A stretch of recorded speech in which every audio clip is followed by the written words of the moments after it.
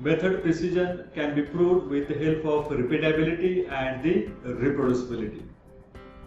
So do you know what are the factors that can impact on the repeatability of the test method? If you want to know that, then this video is for you. In this video, I will walk you through what are the various parameters or factors which can impact on the repeatability of the analytical method. And here we go with the first parameter, and that is the concentration of the analytical solution. So, the low concentration can lead to low response, and the low response can lead to more variability. So at the end, if your sample concentration is too low, you need to think about whether the lower response of the sample solution leading towards the high variability during the analysis. But similarly, if the concentration of the test solution is too high, it can lead towards the saturation of the detector and hence the unpredictable response. So the too low and the too high concentration is harmful to repeatability of your analytical method, and hence the optimum response, the optimum concentration is very important to achieve the repeatability. The second important factor is the sample integrity. The sample integrity means whether your sample is really homogeneous. If the sample is not homogeneous, that can lead towards the high variability of the analytical result. In case if your sample is homogeneous, that can lead to the precise result. But if it is not homogeneous, then it will lead towards the imprecise analytical results. The next point is the glassware. So the usage of non-calibrated glassware can be the reason for high variability from one result to another. Usage of Class B glasswares. Generally, we know that the Class B glasswares has the lower accuracy, and that may lead towards the high variability during the analysis. And the usage of bulk pipette versus graduated pipette. So the bulk pipettes are always preferred over graduated pipettes because of their precision and the accuracy of the delivery of the volume. Then the balance that is used for weighing. So the use of balance outside its usage range will always lead towards the imprecise result. The unstable weight leads to the imprecise result. So during weighing of the sample, confirm whether your balance reading is getting stabilized quickly or does it take a long time for stabilization.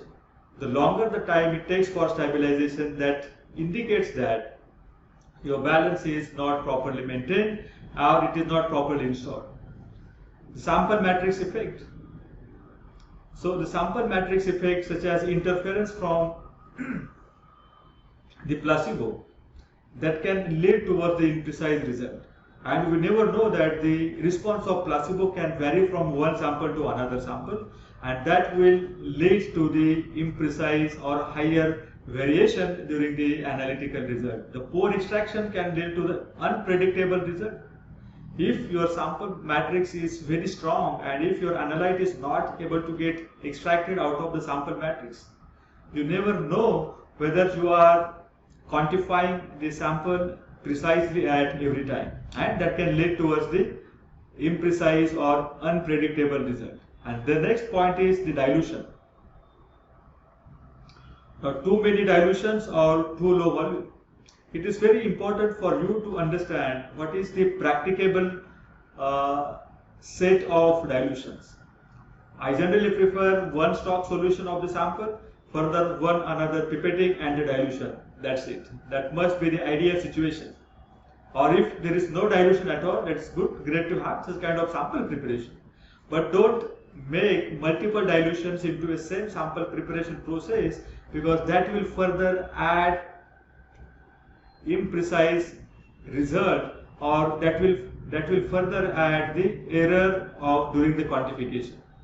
So avoid too many dilutions, and then the too low dilutions, too low volume. The pipetting volume of, let us say, less than 1 ml can always be a source of imprecise result, or the dilution of a sample solution to less than, let us say, 10 ml, that can also lead to the high variability of the end analytical result. So think of it, what is your dilution now?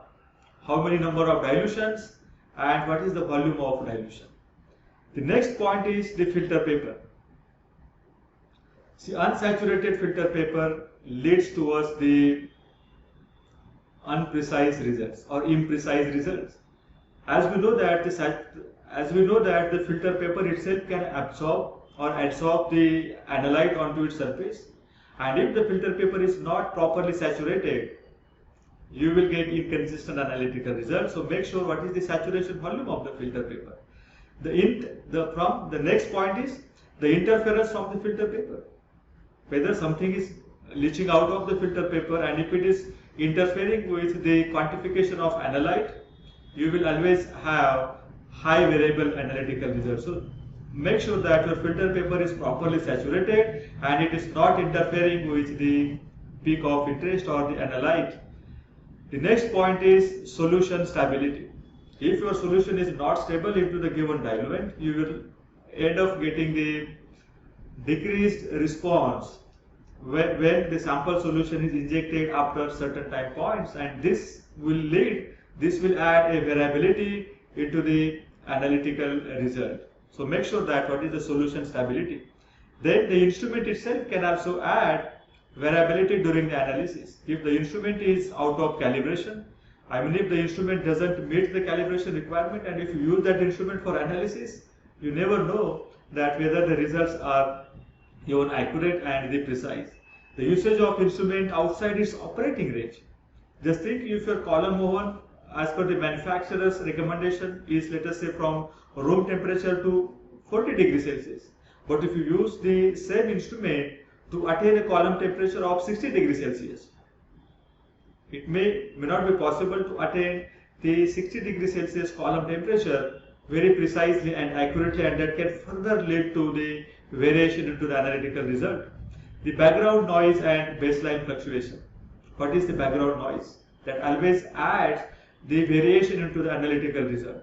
So make sure that your detector is clean, your electric supply is clean, so that you will not have more background noise and the fluctuation in the baseline. Then the manpower. What is your manpower training record? Whether your manpower is properly trained, whether your manpower is competent enough to undertake the testing. If not, then probably you will end up getting the high variability because of incompetent manpower. Untrained manpower always can lead to the imprecise analytical result. So make sure that you are going to properly train your analyst before giving the task for the execution. Then the environment. Now, what are the environment factors that can lead to the imprecise result? It can be as simple as temperature variation or the relative humidity variations from a same day at different time of the day. Or it can be the photolytic degradation of light sensitive material.